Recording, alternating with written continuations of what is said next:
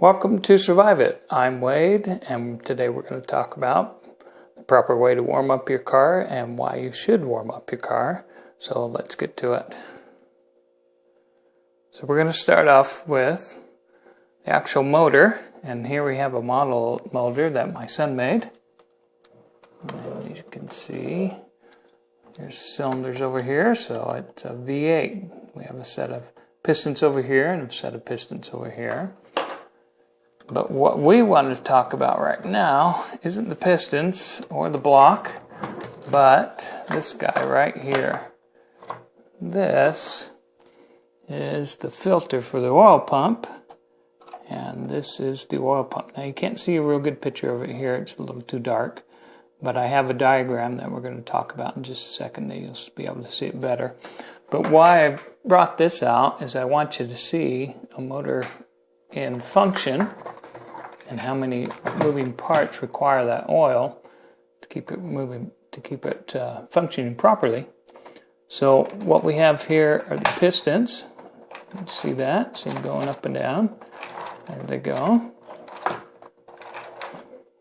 And then this is the crankshaft. You can see it turning in there. And then this is the camshaft. And let me see if I can get that a little better. You can see it moving up and down. The camshaft turns the valves so that they go up and down to allow the fuel in and the burnt fuel out and air in. And that's what moves your motor around. You can see going up and down there. Okay, enough of that. So let's put that aside for a minute. Now let's look at the diagram I've got. That you have a kind of an idea of what we're looking at, and I'll point things out again here as we're going along. So this is that filter you saw, and this is the actual pump. And I've drawn everything in red to represent the oil, which is the blood of the motor. And we're going to walk through this real quick. So the oil goes up this port here, and then it drops down here onto this chain, which turns the crankshaft. Then it goes out this port here and up to this chain, which turns your camshaft. Get a little bit better look at that. There you go. This turns your camshaft.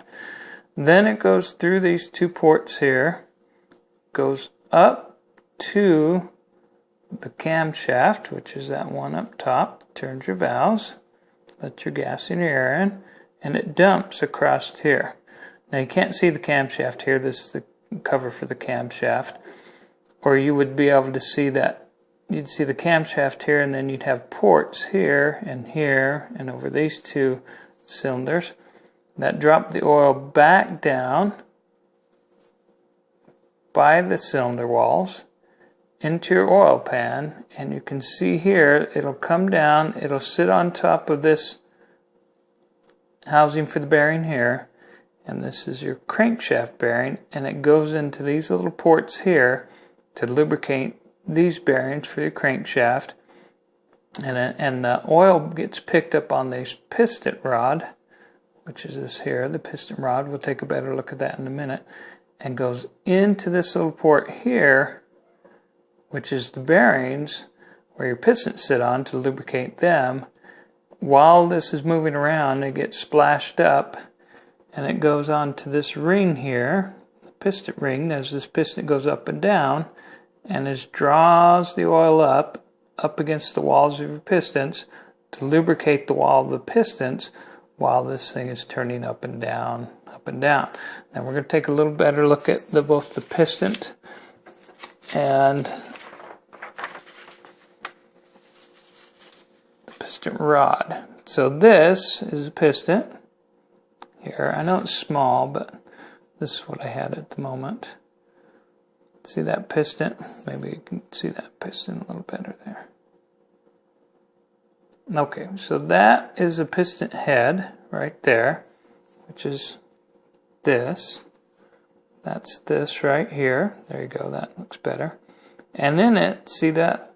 That's a piston rod that holds the piston head on, and this is the piston rod that the piston head sits on that moves up and down, up and down.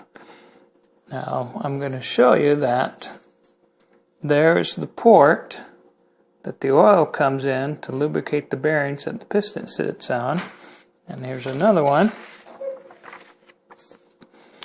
Here are 2 grooves instead of ports on these. I think these are Toyo or Kia, no, Toyo or Honda pistons. You see the 2 grooves there. That allows the oil to drop in here and lubricate the bearings here. And on all the pistons, it has a little port like that. If it'll focus in, come on, focus. Let's get over it. There we go. Like that to allow the oil in. Now that little port is about the size of what this mechanical pencil is, that point. That's how big that is to lubricate that up and down. Now, you can imagine, let's bring this back. You can imagine those little ports, and they are pretty small. The oil has to be really thin to be able to drop in there and lubricate this. The motor turns at about anywhere from, a standard idle is about 500 to 700 RPMs per minute. And then you run it up to about 2,000 to 2,500 as you're racing down the highway or going from stop sign to stop sign, from stop and go. And that turning that fast, your oil needs to be thin enough that it'll drop into those little ports, like that one there and that one there, to lubricate these bearings here. So we're going to do a little demonstration. I'm going to walk over here. I'm going to pause and walk over to... Here we are at the freezer. We're going to grab this oil. I put it in the freezer here.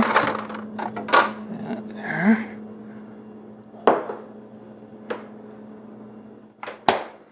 You can see that container's pretty cold.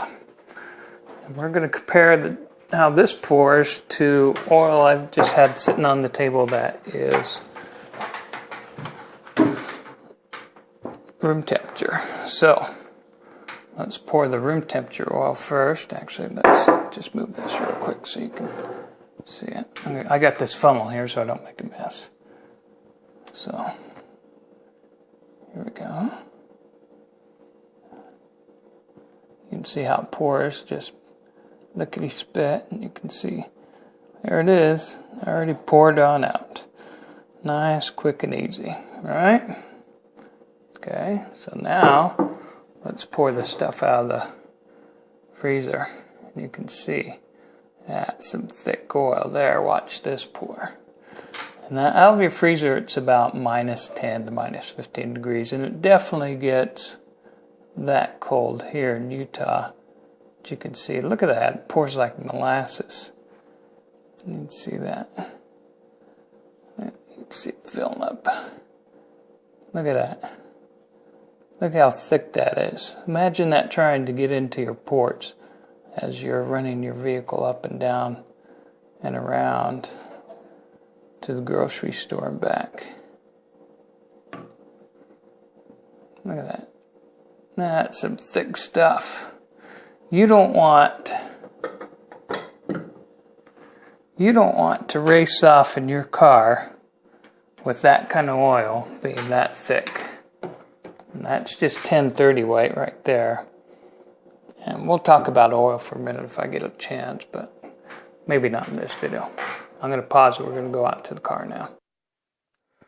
Alrighty, so here we are in the car. You guys can't see anything yet. I'm going to put the keys in it so you can. There we go. There's the dashboard lit up. Alright, I'm going to fire it up for a minute. Turn on the lights. There we go. Now you can see that dashboard. Now, my heat gauge is over here. Look at that. There it is. I'll get you a better look at that. There we go. My heat gauge is over here. As you can see, it's just right there, if you can see it. It's a little bit above cold. Let's see if I can get a better shot. There we go. See the white arm right there, a little bit above cold. Now what we want to talk about is how long to warm up your car so your oil's not like that oil was there coming right out of the freezer. If the outside air is freezing or colder, I recommend you warm it up for a minimum of 1.5 minutes. And for every 10 degrees below freezing, add another minute. So if you're at 20 degrees below freezing, you should be warming your car for a minimum of 3 minutes. Now I warm mine up for about 5 minutes because I like a nice warm car before I take off.